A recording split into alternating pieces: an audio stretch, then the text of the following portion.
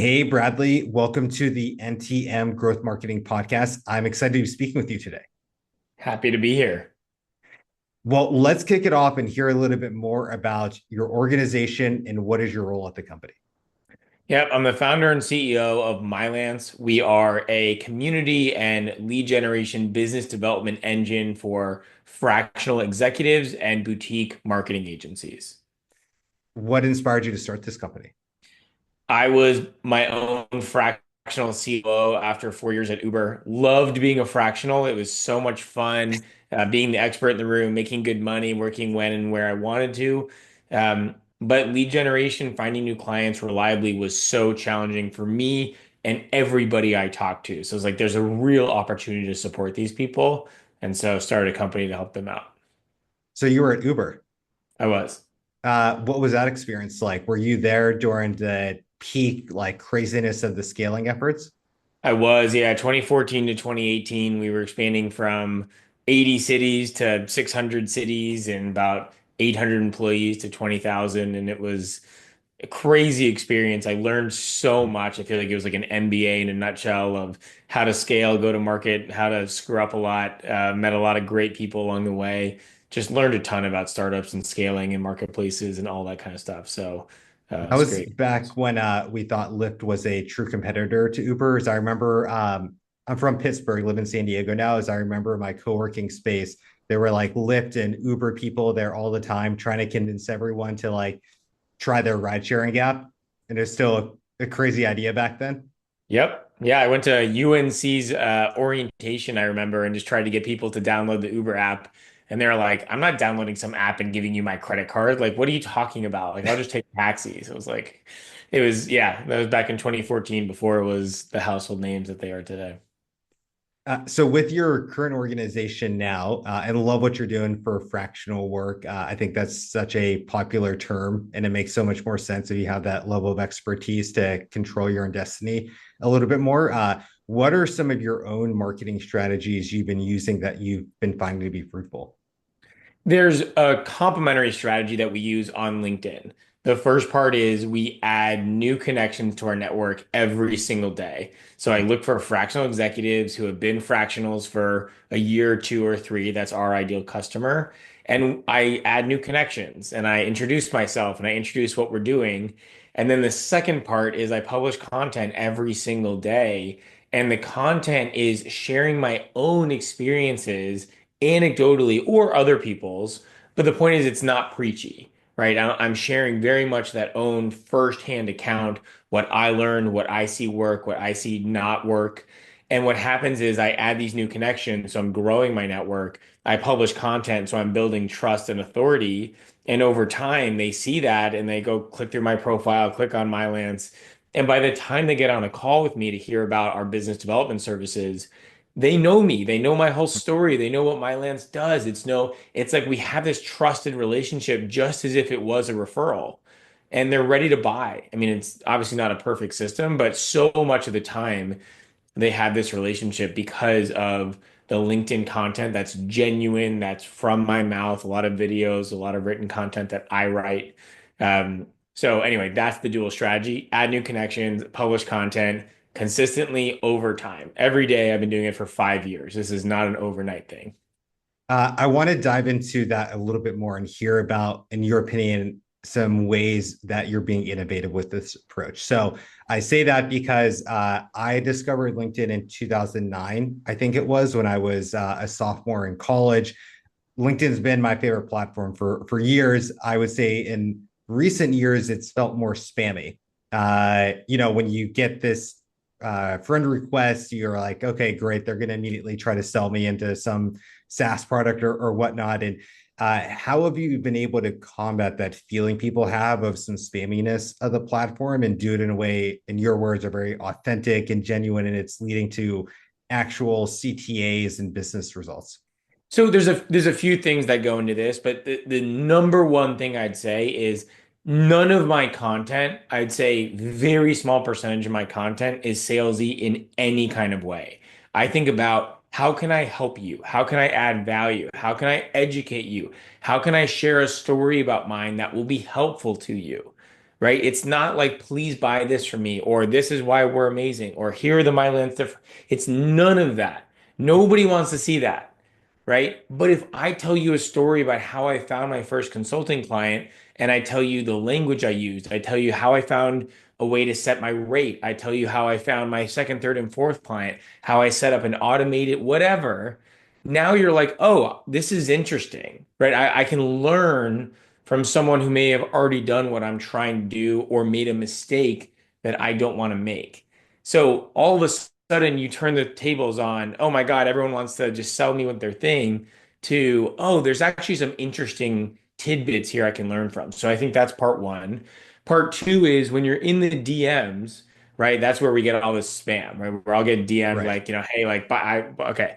So my philosophy is I buy from the DM sometimes. Like I watch my own behavior and I buy when there's a message that offers me something that I actually need, but it does it in a way that may offer some free value first.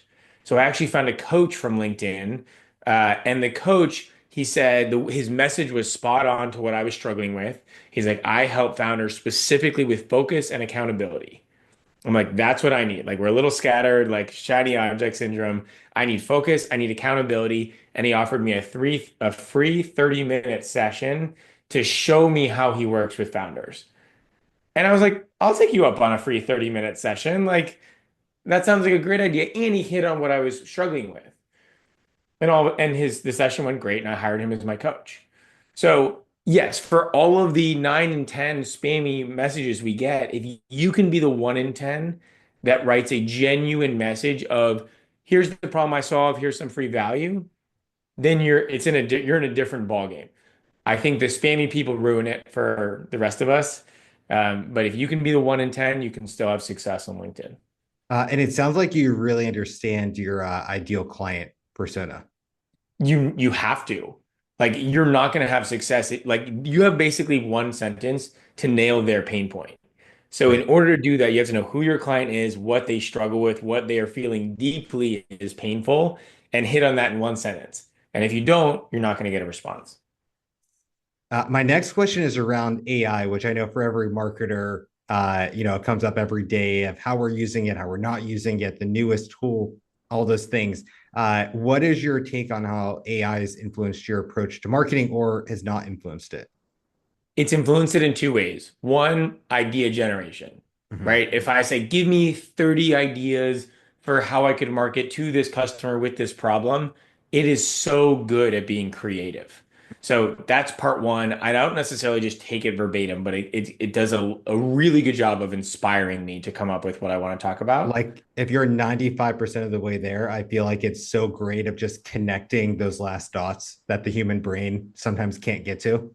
It is, or even just like something I didn't think of, or frankly, a repositioning of something that I Mhm. already wrote. Because there's only so much new content I can write across 5 years to the same Right. customer. Like I repurpose the same ideas 100 different ways, and it is so good at coming up with the 95 ways I didn't think of, frankly. I mean, it's so that's part one.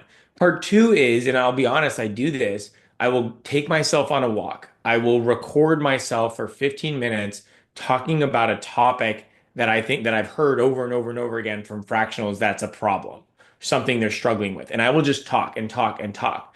I will then take the transcript, I will throw it into Claude, and I will say, give me 10 LinkedIn idea posts based on this transcript and use as many of my words and phrases as possible. So I'm not asking it from scratch to come up with LinkedIn content, but if I give it really detailed transcript from me, it is actually really good at coming up with different kinds of posts. And I teach it like what a good post looks like. So I give it a really good prompt. But it is really good at cutting down the time of me. I used to write everything from scratch. And I didn't really mind doing it. I kind of liked it. But this saves me so much time. And I go back and I edit and I change. I don't just like copy and paste things for the most part. But AI has saved me a lot of time, both in the creativity and actually content generation, if I give it a really good input. You mentioned Claude. Are there any other AI tools you see yourself using a lot, whether that's another LLM or standalone software product that's heavy in AI? I do use ChatGPT, but I'd say I found Claude to be a better writer. like Mhm. way better. So that's why I use Claude for that. I don't like the interface as much, which is why I even still have a ChatGPT subscription. I use Taplio for posting on LinkedIn. They have all these AI features built in, but I don't use a single one of them. I only use that tool because I love the queue scheduler. There's like an Nice. amazing interface. Like the Like, evolution of Hootsuite. yeah, basically. Yeah. And it's fascinating because that's, I'm sure, not what they built this tool for, to make a really easy scheduler, Right. or not. It's not why they charge $50 a month for it. But I literally pay that $50 a month because the interface is so good, which is kind of a fascinating thing. But anyway, they have all this AI stuff and I don't use it at all. I use Claude. Very awesome. So, Bradley, our last question today is if someone wants to follow up with you, learn more about you, your organization, can you share some links, social media handles, best ways to contact you? Yeah, you can contact me directly on LinkedIn, of course. Our website's at mylance.co, co, not .com, .co. So you can check us out there. And can you spell that out for us too? Yeah, it's Mylance, Mylance.co. So, freelance Mylance. Perfect. Oh, I just And get that now. That's yeah, cool. I like yeah, yeah. that. Yeah, and .co. And then one more thing on the AI piece is that we use AI to determine a list of contacts of companies that you should target that are in your ICP. And I use our own tool to do my targeting for those connections I'm going to add, because It's a Sales tool that you Navigator, built. yeah, so we Sales Navigator is not nearly detailed enough. Like, you can't even get a list of B2B SaaS companies Hmm. on Sales Navigator. Like, they don't have the B2B filter, they don't have SaaS filter. So what we did is we took an AI to say, hey, what kind of company is this? Who's their customer? Is it a SaaS company? Is it a marketplace company? And then you can filter based on those. And I don't think many companies, even the Zoom Infos, the Apollo, Sales Nav, none of those companies have these filters. Hmm. And we do. So you can get a really good list from us. How do we buy that? Uh, right now, you'd have to come talk to me. Okay. I All don't have right. it. Just like go on our website and buy it. And I can share more of why another time probably. But we are Perfect. working on that, A, and B, just come to me, ping me on LinkedIn, say like, hey, I heard you talking about this list. How do I get a list? And I'll help you out with it. That's fantastic. I know a while ago I was experimenting with a Instagram DM approach and using ChatGPT. But I mean, after two or three times through that, you're just getting the same people over and over. But new innovative ways to develop lists like that are fantastic. So definitely reach out to Bradley if that piques your interest. And Bradley, thank you so much for your time today. Awesome. Thanks for having me. Before we jump into our next guest, we want to take a moment to tell you about our marketing mastermind cohort. No typical marketers. If you are a marketing executive looking to connect with like-minded professionals, this is the space for you. It's more than just a Discord group. It's your exclusive ticket to monthly roundtable meetings where we have group discussions about advanced marketing strategies, share insights, and solve real world challenges like implementing AI agents into your marketing. Membership is exclusive and by application only. If you're ready to take your marketing game to the next level, apply now using the link in the description below. We can't wait to see you there. Now, back to the episode. Hi, Katie. Welcome to the NTM Growth Marketing Podcast. I'm excited to be speaking with you today. Hi, yeah, good to see you. So, Katie, when you and I met maybe a month or so ago, we met in person, then we had a little Zoom chat as well. And something that I found so fascinating about your background was your work before your marketing agency. Oh, Can yeah, you, I'm making that a little bit mysterious, but I'd love for you to share your background as I thought it was really impressive. absolutely. Yeah, I was a television anchor for 15 years before I started the agency. So, I worked at a lot of different stations, NBC, ABC, Fox, CNN, and had a great career, loved every minute of it. But I retired because people weren't watching the 5 o'clock news the way they used to because they could get headlines on Facebook and Twitter, or see videos on YouTube. And I realized that digital was really changing the landscape. And so I retired in 2009. And in 2010, I started my agency as a way to help business owners really get on top of the digital tools and understand how to use them better. Tell us a little bit more about your agency and your role at the company. I think you're up to, I think you said over 40 employees. You're operating in 2 states. Give us a download. What's going on at your marketing agency? Yeah. So, yeah, we have about a team of about 45 in-house employees, and we have 4 different offices. So, Orange County, California, San Diego, Las Vegas, and Atlanta. And so across those offices, my entire team is in-house there. And we're a lead generation agency. We get hired to help companies grow. And then we get hired especially when companies are looking to position for sale and they want to create that consistent revenue stream that doesn't depend on an owner or a rainmaker. It doesn't go up and down depending on whether the owner has time to nurture relationships that month. So we put digital infrastructure in place that keeps that revenue consistent and gives the buyer more confidence in that stream, which increases the value in a sale. Are there any verticals you like working in the most? Well, we're technically industry agnostic. We have about 200 clients a year, and they've done anything and everything over the past 15 years. But we really like manufacturers and distributors. We really like professional services. We work with a lot of nonprofits, and then consumer products, direct to consumer. So whether it's retail or online, we like to market B2C as well. So in the world of digital, I'm sure in the past 14 years, you've been running the agency, what was working back then in 2010 is probably completely outdated as we're entering 2025. But regardless, what are some marketing strategies you've been seeing this year in 2024 that have been proven fruitful for your clients? Yeah, well, Andrew, as you know, being in digital is like having a new job every 6 months because what worked last week isn't going to work next week. And so I do feel like we have to constantly reinvent ourselves. And what we're seeing now is with the rise of AI in search results, Mhm. AI isn't always 100% reliable. And I think it's causing a little bit of a lack of trust of search results in a lot of cases. And we see that typical search marketing has become harder to generate leads. People aren't scrolling down to click on the organic results as much. They're not trusting the information they're finding there. And so one of the things we're doing is really incorporating sort of a holistic approach where we're wrapping in to those traditional inbound tactics, also some outreach, some outbound tactics, and then most importantly, some nearbound lead generation, which is basically leveraging strategic partnerships and co-marketing, co-branding with people in adjacent or companies in adjacent industries or adjacent products or services. Because really that trust that you build by co-marketing with somebody to their audience where they've already built that trust and you're kind of piggybacking on that, I believe that's the future of lead generation. I really do. I think digital is always important, but I think capitalizing on those strategic partnerships, those referral partnerships, those alliances that you can make in your business, that's really where trust with the consumer is going.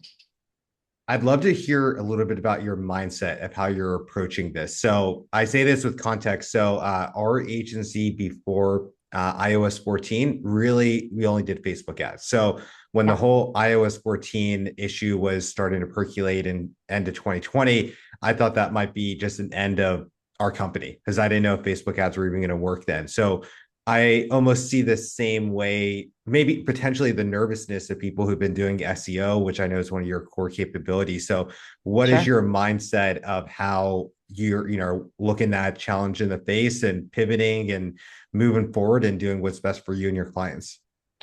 Yeah, I think you don't have a choice, right? Digital is changing quickly, and I think our space is changing more now than it ever has in the past, right? It's really, really at light speed right now. And you have 2 choices. You adapt or you die. And I'm not ready to die. So we at the agency are embracing the new tools. I know you're big in AI. We look at AI and how we can streamline our processes, but we're also looking at, like I mentioned, how do we expand outside of traditional digital to Mhm. ensure that our digital strategies work optimally, right? Continue to work well. And I mean, candidly, it's hard, the change curve. We are in denial and then we don't want to learn the new things. And then we think, well, that's a lot of work. But I've taught my staff that we just have to keep pushing through because what we want is stability as an agency, right? Stability for my team, stability for our clients. And we also want to keep getting results. Like over time, you have to be able to change with the marketplace and with the environment to continue to get results. And that's what our clients pay us for. So it's uncomfortable, but I've never seen it really as a choice. We have to innovate because otherwise, the saying, if you're not growing, you're dying. If you're Right. not going to innovate in this space, you might as well downsize because other agencies who are going to innovate are going to overcome, and pass Right. by you. So you've mentioned some things you're doing that are unique and innovative, but I want to just specifically call this out in this question so you can brag on yourself a little bit of something that you believe your organization is doing that's an innovative approach to marketing. And it could Mm. be almost to what you said, something innovative is actually doing the fundamentals, is what I'm hearing too. Yeah, I think that really is it. When all of this change started happening, we had sort of a powwow with my team and said, who do we really want to be moving into 2025 and beyond?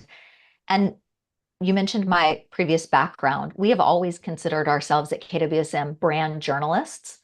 And, we ask the right questions. We interview our clients. We wrap in stats and quotes and testimonials into all our content. And we really tell the stories of the companies we work for. And AI can't do that, right? It can scrape factual information, but it can't really dig in and understand the human impact of those stories. And so we decided that the best way we could be innovative for the future would be to revert back to who we've always been at our core. Because no matter what changes over the next months and years in our industry, human nature doesn't change. And humans connect with stories. They want to make connections with other humans. Like we do that through sharing our experiences with each other. And so we've really leaned into that brand journalism and then coupled that with this near-bound marketing approach where we're talking to our partners and our clients' partners about, how are our products or services working together impacting a larger audience. And let's tell some of those stories and tell them to both audiences and have alliances that way. And so I think number one, going back to the core, storytelling, and number two, really looking at sort of expanding ways to get those stories out, even if it's not strictly digital. So I'd love to hear your response to this question. So, and it kind of goes into the, how has AI been transforming your marketing? And so, when I run into maybe it's a CEO or a fellow marketer, and they might ask, is Google search dead because of AI? Mm. What is, some of your counterpoints that I'm sure you speak to your clients about, or maybe potential clients of when they say something along those lines to you? Well, I don't think Google search is dead. I think it is changing, and I think it will continue to change. I don't think the form that we're seeing it in now is the final form because Google doesn't go down easily, right? They're They're going to a continue. great business. I love them. Yeah, they are. And they are continuing to shape things and react to things. And, one of the things that we're doing is putting more emphasis on Bing search and other search engines, not just Google, right? To help counterbalance some of the drops we've seen in organic content in Google. But I also haven't written it off yet. They're continuing to figure out what their approach to it is. And as that happens, things are constantly adjusting. Like just in November, they had a core update, right? And it changes the algorithm again. So we are focused on getting AI snippets for our clients. So if AI is going to be at the top, we want to be there. And we want to make sure that information is credible and factual. And then we're also really making sure that we continue to abide by Google's best practices, like the EEAT and the Your Money, Your Life rules or guidelines they give us, right? EEAT is experience, expertise, authoritativeness, and trustworthiness. And brand journalism plays perfectly into that because we are wrapping stats and quotes and real life experiences into our content. And so we're positioning well to organically give Google what they want, while at the same time trying to get into the AI snippets and positioning for those to be picked up as well. So hedging our bets a little, if you will, because we don't know how it's going to shake out yet. Right. Would you say there's any AI tools you see yourself using the most, whether that's an LLM like ChatGPT, Perplexity, Gemini, or a standalone AI software product? Yeah, we're a Google shop, so we use Gemini quite a bit. And we just went to, a few months ago, we went to the developer conference for Google in Las Vegas, and we saw Nice. all the latest and greatest things they're releasing. And I don't know whether to be really excited or really scared, right? It's some crazy stuff that's coming down the pike. But Google is releasing things that should hit the market in the next 6 months or so called agents, Mhm. which are autonomous learning modules that you can, train just like you can an entry level employee. You can Mhm. have it watch videos, you can give it a handbook, you can talk to it, and it can produce things on its own based on those inputs. And so we have started experimenting with those things. The entry level one is called GEMS in Gemini. You set up your own GEMS or your own GPTs if you're doing Chat GPT, and really train it like you would train an employee, and then ask it to give you outputs like you would have an Mhm. employee, a lower level employee do. And then you give it feedback and you go back and forth and you kind of interact with it, and it locks this in. And then next time you ask it, it remembers what you taught it the last time. So we're really doing a lot of work with those models and seeing, how proficient can we get them? And I want to be clear, I know a lot of agency owners are laying off staff and getting rid of their copywriters and using AI to write and all this stuff. We're not doing that. We're using AI mostly to streamline our processes, to make us more efficient, and to ensure that we're really spending our time on the most important strategic aspects of content creation and strategy for our clients so that we're using their marketing budgets, Mhm. um, in a proper way. So we're getting the most bang for our buck. And they're maybe not paying us to ideate or outline things. They're paying us to really put the nuts and bolts journalism into it instead. So that's where we are, but ask me again next week. It may be different, right? It's always Right. changing. I was listening to a interview with Dormesh. She's a CEO of HubSpot. He was talking Yeah. about the agents and the world where the agents actually are just interacting with one another, and it's Yes. almost Isn't like that a crazy? sea of agent coworkers doing stuff. Yeah, it's you and me and all our robot colleagues, right? Right. I mean that's really what they're setting up. And there are agents, there are creative agents, there are spreadsheet agents, there are calendaring agents. Like they're really building it out to impact all the different aspects of your business. And I still think we're some months away from that, but as Mhm. fast as it's moving, I don't think we're years away from it. So it'll be interesting to see what happens.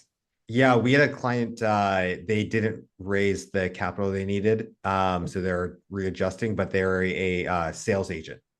Oh, yeah, Uh, so that might have been one of those technology issues where you're just a little bit too, you're coming out before the market's ready for you, whatever that right. kind of Jeffrey Moore crossing the chasm terminology would be, but Yeah, it's very fascinating stuff.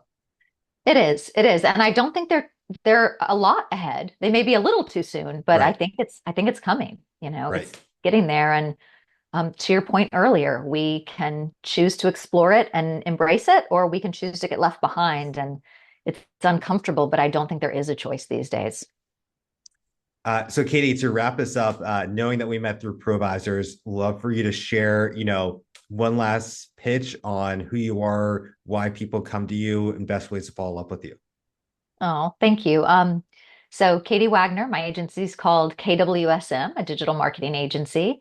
We are a lead generation agency, so people come to us to build digital infrastructure that creates sales and leads. And the best way to get in touch with me personally is my LinkedIn. I'm active there, or you can check out our website, which is kwsmdigital.com. Perfect. Thank you for your time, Katie. Yeah, good to talk to you.